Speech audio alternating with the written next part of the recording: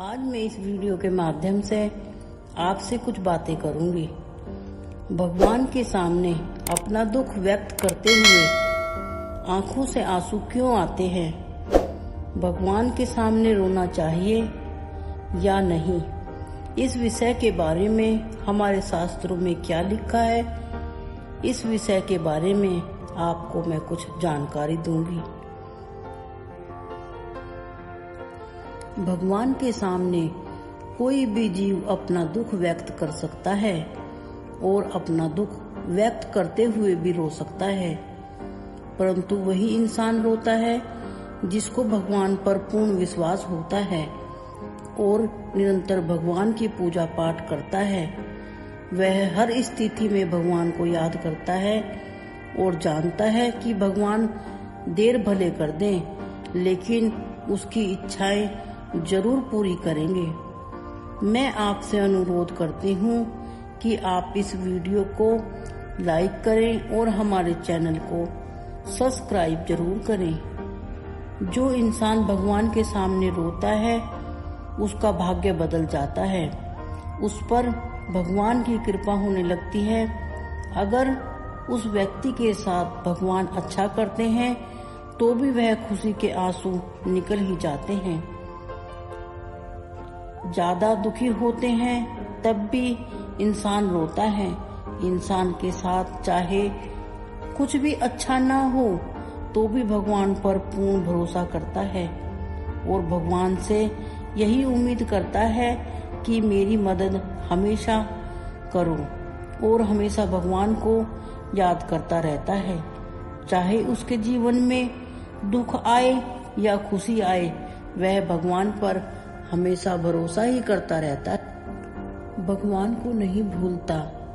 इससे व्यक्ति का मन और आत्मा पवित्र होने लगते हैं और उसके अंदर ज्ञान का विकास होने लगता है। फिर उसका सदैव ही मन भगवान की पूजा पाठ में लगता है। जब कोई व्यक्ति भगवान के सामने जाता है तो वह भगवान के सामने ही हो रही अपने मन में हलचल के बारे में बताता है, अर्थात अपने सारे दुख दर्द भगवान से कहता है।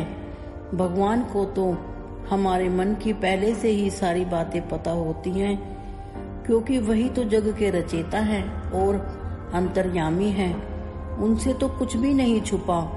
जो इंसान मंदिर में जाता है और भगवान के समक्ष अपना दुख प्रकट करते हुए रोता है, अगर वह किसी भी मुसीबत में है और उससे बाहर आना चाहता है तो उसे भगवत गीता का पाठ पढ़ना शुरू करना चाहिए। भगवत गीता पढ़ने वाले को कभी भी किसी कठिनाई का सामना नहीं करना पड़ता। कोई भी दुखी व्यक्ति भगवत गीता को पढ़ सकता है तो श्री कृष्ण जी उसे सही राह भी दिखाते हैं और बड़े से बड़े संकट से दूर करते हैं। और भगवत गीता को नियम पूर्वक पढ़ते हैं तो आपको खुद ही कृष्ण जी पर विश्वास हो जाएगा। अब यह बात करते हैं कि भगवान के सामने रोना चाहिए या नहीं। सनातन धर्म को मानने वाले हर व्यक्ति का लक्ष्य यही होता है कि उसे मोक्ष की प्राप्ति हो। हर जीव यही चाहता है कि मैं जीवित रहते हुए मैं अपना कर्म करूं और संसार के सारे सुखों को भोगूं। यह भी उम्मीद करता है कि उसकी मृत्यु के बाद उसे मोक्ष मिल जाए। इसीलिए व्यक्ति को भगवान की स्तुति करनी चाहिए, जिससे वह सारे संसार के सुखों को भोग सके। वह चाहता है कि उसे सारी खुशियां मिल जाएं और उसे जो भी चाहिए वही प्राप्त हो जाए, लेकिन व्यक्ति इस बात पर कभी भी गौर नहीं करता कि भगवान का फर्ज यह है कि मेरे सारे भक्तों का पेट भर जाए। उनका यह फर्ज नहीं है कि आपकी सारी इच्छाओं को पूरा करे। अगर आपको अपनी सारी इच्छाओं को पूरा करना है तो इसके लिए आपको मेहनत जरूर करनी पड़ेगी। भगवान ने धरती पर अनेकों जन्म लिए और अनेकों संघर्ष भी किए। सभी व्यक्तियों को किस तरह से जीवन जीना है उन्होंने सभी को यह बता दिया कि जीवन को कैसे जीना चाहिए। पृथ्वी लोक को मृत्यु लोक कहा गया है।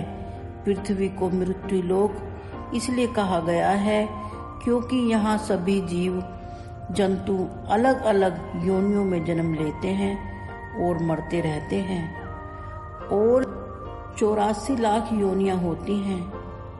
बहुत सी योनियों में से भटकने के बाद मनुष्य योनि में जन्म बड़ी मुश्किल से मिलता है। खाना पीना और बच्चे पैदा करना जानवर भी करते हैं, पर मनुष्य का जन्म बहुत महत्वपूर्ण उद्देश्य के लिए होता है। जो व्यक्ति अच्छे कर्म करता है और अच्छे काम करता है और भगवान की सच्ची भक्ति में मन लगता है तो उसे भगवान की प्राप्ति होती है। श्री कृष्ण जी ने अर्जुन को युद्ध के लिए उपदेश दिया था कि कायर व्यक्ति की तरह जीना नहीं चाहिए। यदि अब आपके साथ कुछ गलत हो रहा है तो उसे सहन करना कायरता होगी। जो लोग बेईमानी से नहीं ईमानदारी से जीवन जीते हैं उन पर भगवान अपनी दया दृष्टि रखते हैं और उनके दुख दर्द कम करने लगते हैं। धीरे धीरे सारी परेशानियां कम होने लगती हैं। व्यक्ति को अपने जीवन में हमेशा भगवान का चिंतन करते रहना चाहिए और उसे पूर्ण रूप से विश्वास होता है कि भगवान का आशीर्वाद मेरे साथ है और मेरे साथ कभी भी कोई भी बुरा नहीं हो सकता। अगर कभी जीवन में उसके साथ कोई बुरा हो भी जाए वह उसे भगवान की मर्जी समझ लेता है, जिस पर भगवान की कृपा होती है और ज्ञान प्राप्त कर लेते हैं। उन्हें अच्छे और बुरे की भी पहचान हो जाती है और उस व्यक्ति का स्वभाव दूसरे व्यक्तियों से अलग होता है। वह कभी भी किसी व्यक्ति की बुराई नहीं करता और बड़ा ही साधारण सा जीवन जीता है। वह भोग विलास की ओर आकर्षित नहीं होता। वह जीवन जीने के लिए भगवान से कहता है कि मेरा परिवार हमेशा खुश रहे और मेरे मन में गलत तरीके से धन को कमाने के विचार भी ना आए। वह ईमानदारी से जीवन को जीना चाहता है और छल कपट उसके मन में नहीं होता।